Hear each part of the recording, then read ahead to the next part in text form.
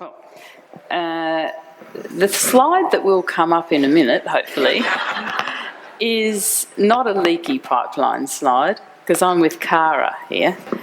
It's about reframing the conversation to one of inclusion as opposed to focusing on marginalised groups.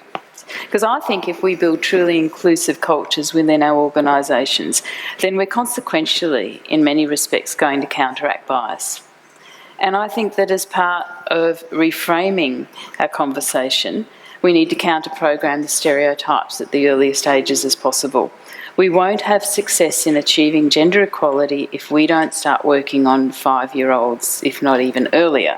Which brings me to my second point while we're getting the slide sets organised. I often think if you pull up at the lights on the weekend and you look at the car next to you, how many times will you see a man in the driver's seat, a woman in the passenger's seat and children in the back seat? Now that'd be fine if it was negotiated openly in front of the kids who was driving the vehicle and why. But if it wasn't openly negotiated, how early do those children, toddlers in their car seats, look at that configuration in front of them and think, oh, okay, Dad makes the decisions. If it's a nuclear family, Dad's in charge. It's early things like that that happen. As a grandmother, I have to stop myself buying frozen sticker books for my granddaughter and Scary Monster and Rocket Ships ones for the boys. They all get rocket ships now, whether they like it or not, which you could argue is probably not quite the right balance. But anyway, from the earliest age, we know they generalise about power. How are we going with the PowerPoint? Yay! Okay, so I'm just going back a slide. Back a slide. Yep, there we go. So this is what I was talking about, reframing the conversation around the leaky pipeline. Because I do think that we need to actually look at the input right at the start. There's no point plugging leaky pipelines. There's no point sort of talking about the issues of evaporation. And there's certainly some damage in talking about, the leakage for various reasons, because I've heard women say to me, well, what does that mean? Are we the drips? So, I don't think we should be plugging pipelines at all. I think that we should be looking at a totally reconfigured irrigation system.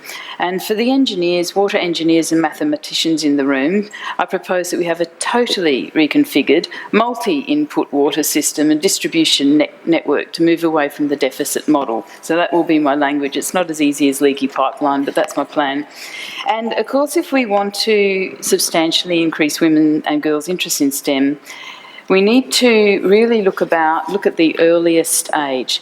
Most of you would know about the 1957 Draw a Scientist study, where children were asked to draw a scientist, and they did draw a man with eccentric white hair or balding, in a white coat, glasses, and that has actually been replicated many, many, many times, that study, and even to this day you will find children tending to draw that same character. Now, 1 week on from International Women's Day last year, this amazing video was produced. It's only 2 minutes long, by the Mullen and Lowe group in London. If you haven't seen it, it's powerful, and it will reinforce what I'm saying, why kids are still drawing male scientists. This afternoon, we're going to draw people doing different jobs. And the first job we're going to draw is a firefighter. Have a think in your head what a firefighter looks like. We do the same. What's your firefighter called? Mine's called Firefighter Gary. Firefighter Staff. Firefighter Simon. He's big and strong. He's got a big helmet on. That's brilliant, isn't it? Next, we're going to draw a surgeon. Have you thought of a name for your surgeon? Jim Bob. Jim Bob. He's a brain surgeon. I think he would wear a stethoscope. He gives you medicine. That's his ambulance. Okay, next, we're going to draw a fighter pilot. This is his jet plane. He rescues people. He likes to do stunts in the air and stuff. Okay, now who would like to meet these people for real? Yeah! Let's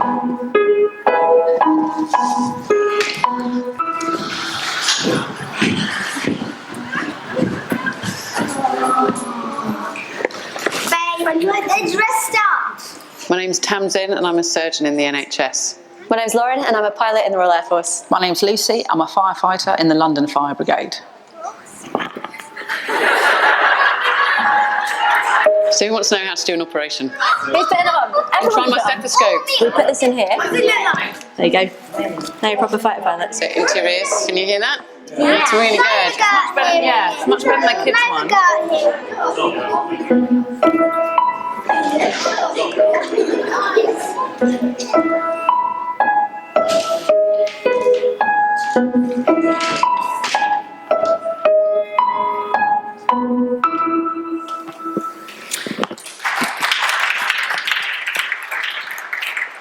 And so what we're doing at Edith Cowan University in Australia is, as part of the first pilot in Australia for the Athena Swan Charter that's being led by SAGE, we're obviously central to the journey, and we're doing that first phase on our way to hopefully getting bronze accreditation, which is the digging deep. But as we go through this process, I've worked out in my mind anyway that I think there's 5 key areas for change which we really need to focus on. And the first one is attitudes. So following that powerful video, not surprisingly, I'm going to talk a little bit about what goes on inside our heads. My actual background is mental health, and particularly the science side of it is simulation. I've done work in terms of simulating what it is that we think is going on, or what we think about what's going on inside our heads, and how we might be able to intervene using simulation to change attitudes and behaviours. And so, you know, I'm obviously pretty interested in internal self-talk and negative self-talk, and what better place to start scrutinising than, you know, gender inequality with the imposter syndrome. Many of you would know about that. In 1978 it was given that name, and it's really that thing about the feeling of phoniness in people who believe that they're not intelligent or capable, but of course they are actually most often high achievers. And this comes out time and time again in academia. Every day this happens.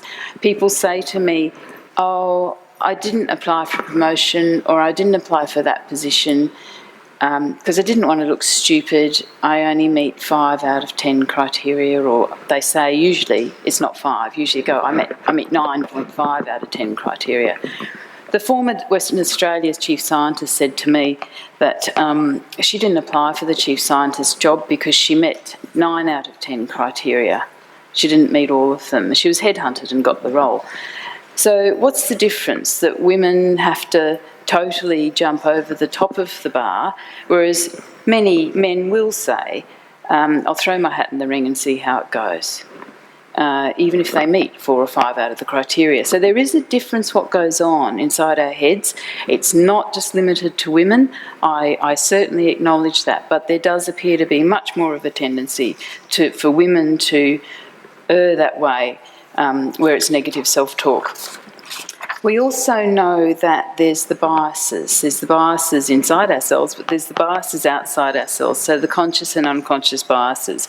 And that's alive and well as well, because in workplaces only recently, I mean, in the last 5 years in Australia, we've had some studies that have shown blonde women's salaries were higher than women who were brunettes or redheads, so I have no idea what bias is creeping in there, but something's happening.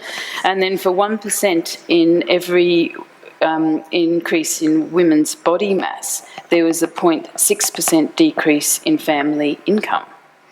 And then, of course, there's a UK study that showed the characteristics of someone's face, thick eyebrows, solid jawline, small piercing eyes, are more common characteristics of CEOs. Now, I'm not saying that those are only male characteristics. I'm sure I know a few women with those characteristics, but it did start to lead me to think they were more likely to be related to males. And we all know, of course, of the famous Yale study where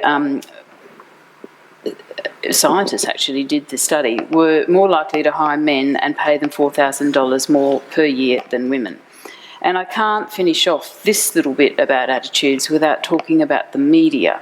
We often know that when female scientists are referred to in the media, it's actually very superficial and tokenistic. Now, if you look at stuff, why do we get called female scientists? Why don't we just get called scientists? And Susan Greenfield, many of you would know about her. She's the British neuroscientist. She did some interesting sort of summary of her experiences with the media. When she was giving the UK prestigious Royal Institution Christmas lectures in 1994, the Times of London wrote, "She wore a blush pink silk blouse and leggings to bring a ridiculously long tradition of bow ties and tweed jackets to its overdue end." Now, in 2014, 20 years after that lecture, another photo of her appeared, and it said, "The Professor of Synaptic Pharmacology at Oxford has long, youthfully blonde hair and is dressed in an above-knee pink dress and cream wedges." Now, that would never happen to a middle-aged man in a suit. So, you know, I think we've got a few fronts to work on. And I think that the other thing that we're doing at ECU, and Cara referred to this a bit, which I do think is powerful, is changing the language in ads, particularly changing the language in promotion, you know, circulars or awards or ads, because there is no doubt, if you go back and analyse the ads, you will see that there is feministic and masculine language that is in there and is almost in there for a reason to attract a certain sort of person. We too have unconscious bias training for staff. You're not allowed to sit on a recruitment panel at Edith Cowan University without having done it. And we won't participate on external panels unless there's a gender balance on the panel, and if they don't change it, we won't participate, no matter how often we're asked. And there is a panel pledge in Australia that's not just Edith Cowan University. And so I think that, just moving on to my next slide, the first area, we've got to change attitudes. We've also got to really seriously look at leadership. I think that from my experience, strong, courageous, honest leadership that is really overt has made a difference. And if you've got the courage to show your own vulnerabilities, it seems to me that you get a much stronger following quickly. At Edith Cowan University, it's a male Vice-Chancellor and me as the Deputy heading up all this stuff. So we go everywhere together. And it's a very, very powerful message that this is about creating an inclusive, more productive, satisfying workforce for everyone. It's not just about, it's never about fixing the women, and it's never about women's business. We've worked really hard in the last year to sort of also promote the Vice-Chancellor in this space, and he's a National Pay Equity Ambassador, because we do feel that that's where some of the kind of leadership has been lacking, very, very strong male champions. As well, I think that communication is the third area. As I said, marketing's critical, but it's not just the language that we're using when we're trying to recruit scientists or people for, STEM careers. It's actually the images. When I had a good look at the images, I found things that we had a whole lot of sort of sexism creeping in as well, and physicalisation, in the sense of, if we were recruiting for a sports science scientist or something, the advertisement may have had men in sloppy T-shirts and shorts on the running track, but the women were in, those kind of bikini sort of tops and tight pants. And so the mind bugs that were really inadvertent in our marketing team really had to be eradicated. And also, I think that, when I looked at it all, we still were perpetuating the females in ads for recruiting for nursing and teaching and even some of the performing arts, and males in the engineering and technology advertisements. And so when I sort of talked to our marketing team last year and said, we've got to change this all around, they said, why? That's the way it is. I said, that's my point. So, I had to have a little discussion about all that. And so, we send all these invisible messages, or they're not that invisible once you start to open your eyes. And so, like, I think moving on then, if we have a look at the next area, the environment, we have a university named after a woman, but when I walked around, there were a whole lot of concerning things. Photographs, the wall of fame, so to speak, was male scientists. Then there's these rooms named after men, and one of the earlier speakers talked about female scientists. But you know, if you actually mention the names of some of the most successful female scientists in history, they won't necessarily be well known. So my objective immediately is to start renaming rooms and getting these female scientists from history well known out there. Because we do know that having those powerful role models is very effective. I think that the changing environments has possibly been an area where I've been absolutely overwhelmed how much success that has had. Things like we've got parenting rooms on every campus that are accredited now by, or 5-star rating by the Australian Breastfeeding Association, and they're pretty groovy, they really are. I went to my creative side, I went to a lot of trouble to make these incredibly welcoming. They're not like someone's office with a change table. These are fantastic. And then, of course, talking to people around the university, the thing they wanted was flexibility if they were a parent dropping kids off. So we've now got Athena Swan car parking bays on every campus dedicated to parents, not women, parents. So you can't park there before 9 a.m. Now, my email system nearly shut down as a result of the emails on this. It seems the whole parking thing was the thing. People now go, I can come to work, I'm confident I can get there, I can nip off, do what I need to do. It's changed their life. It's been really quite interesting. And then, of course, this is part of the making the transition back to work following a break really user-friendly. So we've got lots of other things in the space there, resources and toolkits and stuff. But at the end of the day, for me, that practical, very physical stuff with signs on the parking bays, this is an honour system, you know, this is a parenting bay, it's been really quite powerful. And then just this other area for me, which is critical, is shifting the power. How do you shift the power?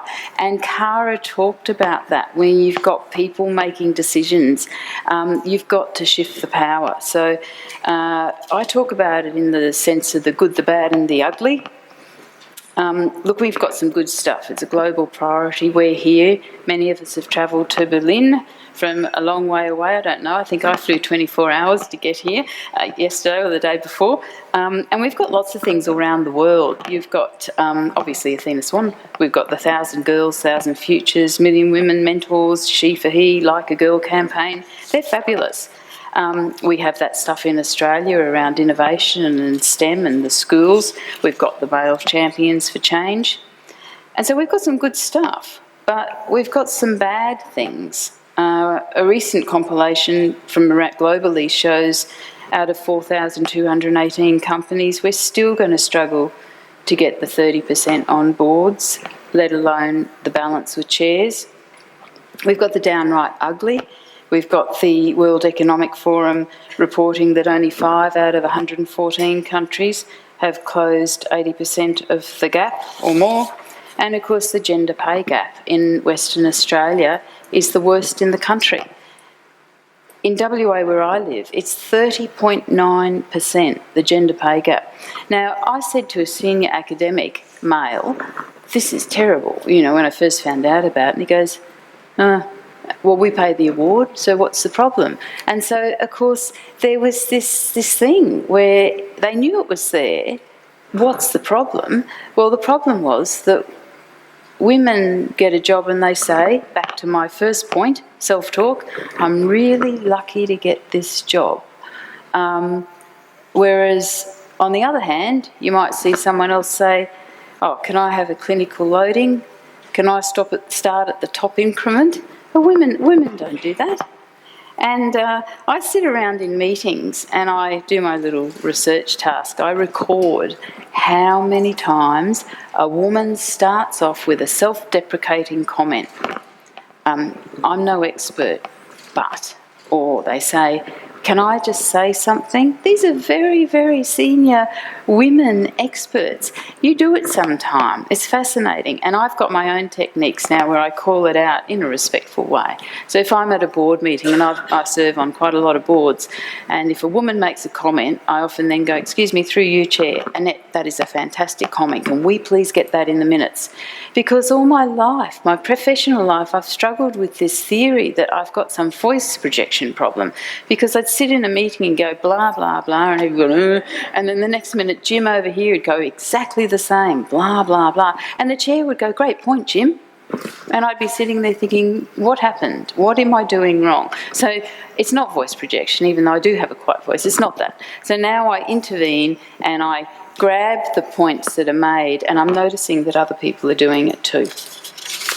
So I think that just in terms of leadership, I'm doing something a bit challenging there, where if we really want to do that and make leaders accountable, then for me, one of the really big areas is sponsorship.